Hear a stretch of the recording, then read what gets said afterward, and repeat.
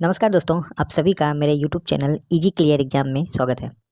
दोस्तों, आज के इस वीडियो में हम जानेंगे कि चक्रीय अर्थव्यवस्था क्या होती है, यानी जिसको हम सर्कुलर इकोनॉमी कहते हैं। क्या जो विश्व के अमीर देश हैं उनके अमीर होने का राज क्या ये चक्रीय अर्थव्यवस्था है, तथा चक्रीय और अर्थव्यवस्था से संबंधित कुछ महत्वपूर्ण पॉइंट्स हम डिस्कस करेंगे। क्या भारत को चक्रीय अर्थव्यवस्था को पूर्ण रूप से अपनाना चाहिए? चक्रीय अर्थव्यवस्था में क्या गुण होते हैं, तथा चक्रीय अर्थव्यवस्था के अपनाने से क्या लाभ हो सकते हैं, तथा चक्रीय अर्थव्यवस्था अपनाने से भारत को विश्व में क्या महाशक्ति बन सकती है। तो दोस्तों, पहले इसके महत्वपूर्ण बिंदु जानेंगे। चक्रीय अर्थव्यवस्था का दोस्तों जो मुख्य केंद्र होता है वह कच्चे मालों का उपयोग होता है, यानी कि कच्चे माल का उपयोग कैसे करना है, तथा इसमें कुछ व्यवस्थाएं भी होती हैं। और जो चक्रीय अर्थव्यवस्था होती है वह प्रायः 3R पर आधारित होती है। अब ये सबसे महत्वपूर्ण हो जाता है, ये 3R क्या होते हैं। 3R का मतलब है दोस्तों, पहला R का मतलब है रिड्यूस।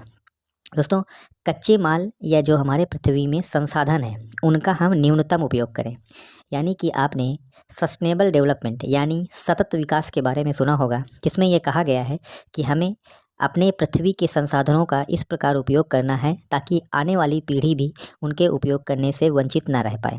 इसी आधार पर पहले R का मतलब रिड्यूस है। आप पृथ्वी पर जो भी संसाधन हैं उनका बहुत ही न्यूनतम उपयोग करेंगे। इसके पश्चात दूसरा R यह कहता है रिसाइकलिंग। रिसाइकलिंग का मतलब यह है दोस्तों, जो भी संसाधन हैं जिनको हमने उपयोग किया है उनको रिसाइकल करना है और दोबारा उनको उपयोग के लायक बनाना है, और रिसाइकल करने के बाद हम उनके गुणवत्ता का भी ध्यान रखें।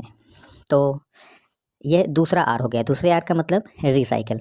अब इसके बाद आता है तीसरा R। तीसरा R का मतलब होता है रीयूज, यानी कि संसाधनों में जो हमने पहले न्यूनतम उपयोग किया, संसाधनों का हमने रिसाइकल किया, रिसाइकल के पश्चात हम उनका रीयूज करेंगे, यानी दोबारा उनको उपयोग में लाएंगे। दोबारा उपयोग करते समय दोस्तों हमें यह गुणवत्ता जरूर ध्यान रखना है। तो दोस्तों, इस प्रकार से हम अपने पृथ्वी पर जो भी संसाधन है वह व्यर्थ नहीं जाएंगे, और आवश्यकता अनुसार किसी भी एक संसाधन का हम बार बार उपयोग करते रहेंगे और वह रिसाइकल होता रहेगा। चक्रीय अर्थव्यवस्था जो होती है उसमें कुछ भी बेकार नहीं होता। अब बेकार कैसे नहीं होता, यानी वेस्ट नहीं होता। तो वेस्ट दोस्तों इसलिए नहीं होता है कि इसमें हम किसी भी संसाधन का उपयोग करने के पश्चात उसकी रिसाइकलिंग करते हैं और उसमें गुणवत्ता मिलाकर हम उसका रीयूज करते हैं, और इसमें महत्वपूर्ण संसाधनों का जो पुनः उपयोग होता है उसमें गुणवत्ता का ध्यान रखा जाता है। अब यह प्रश्न उठता है कि आखिर इस चक्रीय अर्थव्यवस्था का उद्भव कब माना जाता है। तो दोस्तों, अर्थव्यवस्था यानी इस चक्रीय अर्थव्यवस्था का उद्भव हम 1960 के बाद मान सकते हैं। क्यों? क्योंकि उस समय पर्यावरणवाद का विकास हुआ था, और पर्यावरणवाद में यही कहा गया कि हम अपने पृथ्वी के संसाधनों का महत्तम उपयोग करें, अधिकतम उपयोग हमें नहीं करना है, और हम इस प्रकार से उपयोग करें कि आगे आने वाली पीढ़ी इन संसाधनों के उपयोग से कहीं वंचित न रह जाए।